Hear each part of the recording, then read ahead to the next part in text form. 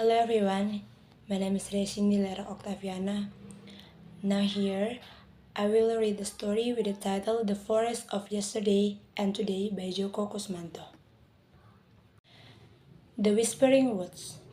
Ellen is a curious girl with a quiet soul and bright eyes full of wonder.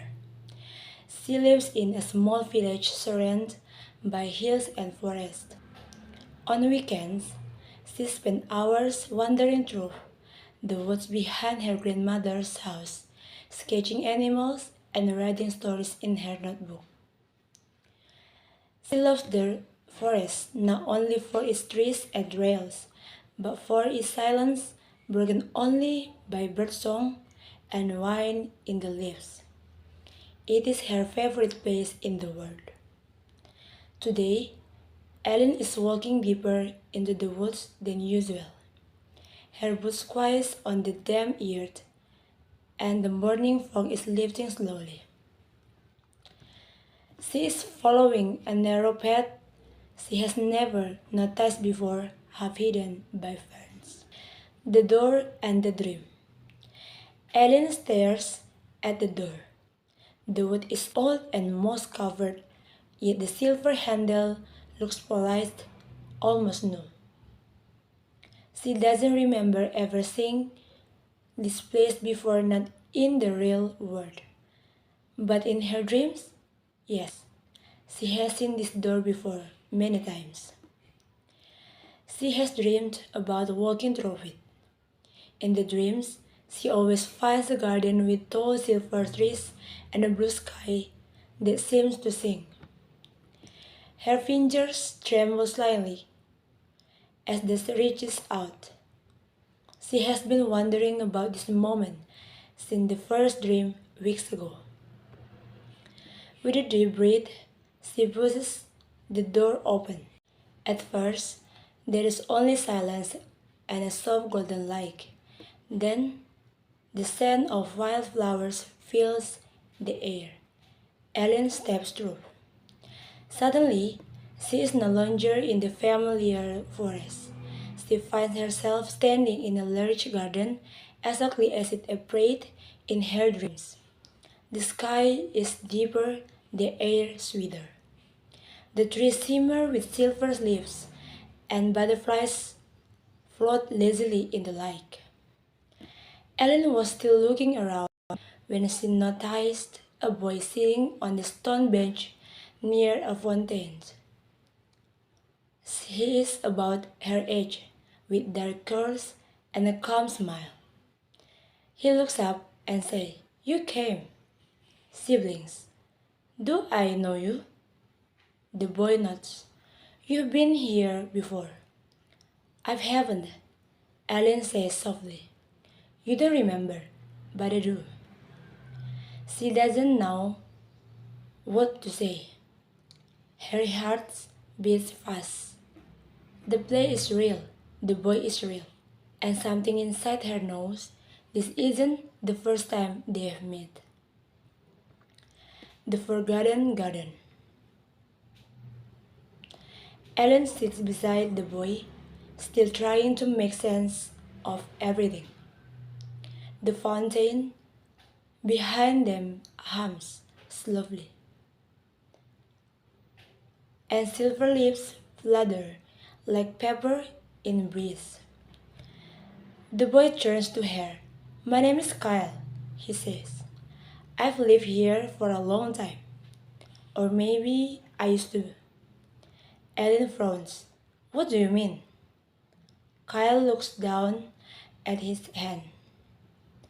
"I don't know how time works here. I remember being a boy, just like this.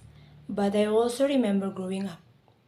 Then one day, I wandered too far into the forest and I found this garden."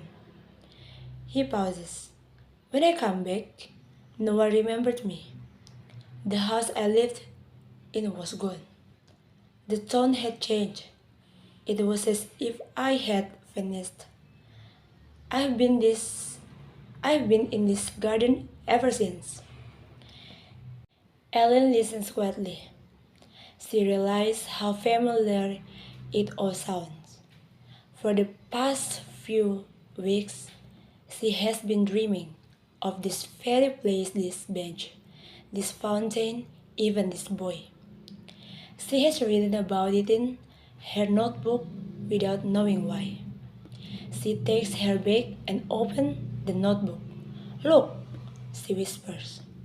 Kyle stares at the drawings, his eyes widen. You remembered, he says. I guess I have, she says, smiling faintly. You come back. Ellen tilts her head. Back? Kyle nods. You had been here before, a long time ago, when you were very little. But you forgot. Ellen blinks. Her hands tremble slightly. It is all coming back to her now, small pieces of memory.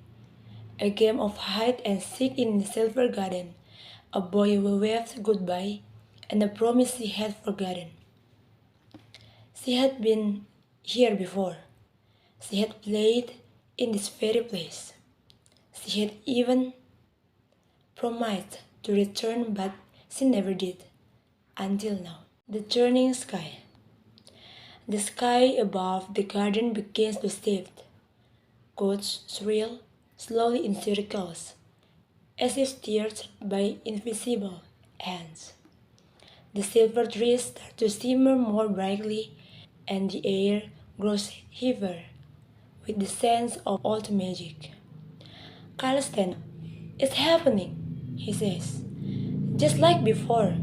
What is? Alan asks, rising beside him. The garden only stays open when the balance is right, Kyle says. When someone remembers. Ellen looks at him, confused. But I do remember.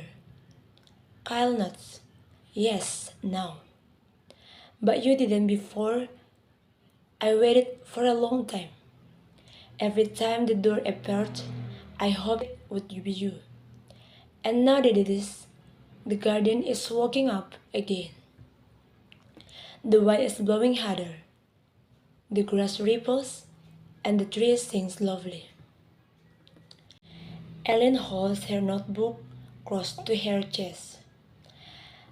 I don't want to forget it again, she whispers. You don't have to, Kyla says. But we have to go soon. Go where? Kyle points to the path that wasn't there a moment ago. Home. If you remember it, the door stays. But you don't. Ellen understands. She had forgotten once. She had been playing in the garden years ago, and the moment she left, the memory slipped away like mist. Her heart had ached sometimes, but she never knew why. Now she knows. She takes Kyle's hand. Let's go together. They run down the path as the garden begins to fade behind them. The sky above them is turning golden and purple, like flickers around them like fireflies. The path grows brighter. And just before they step through the fading door, Ellen turns back once more, committing every detail to memory. The door remains. Ellen opens her eyes. She is standing at the edge of the forest, right behind her grandmother's house. The air is warm, and the light of the late afternoon sun glows through the leaves. Max, her grandmother's old dog, barks from the porch. Bird chirps nearby, and the world feels normal again. But Ellen knows something has changed.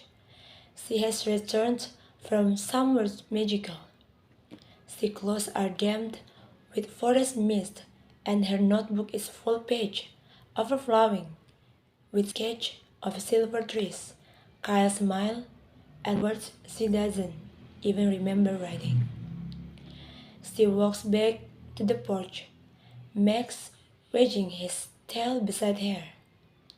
Her grandmother is sitting in the old rocking chair, knitting calmly. Did you go for your walk, dear? She asked. Ellen nods. Yes, I found something beautiful. That night, Ellen sits by her window. She has been watching the stars for over an hour now. Her notebook lies open on her lap. She remembers everything. She remembers the garden, the boy, the wine, and the like. She remembers her promise. And in the distance, deep among the trees, the door still glows faintly between the eye. It remains because she remembers. Thank you.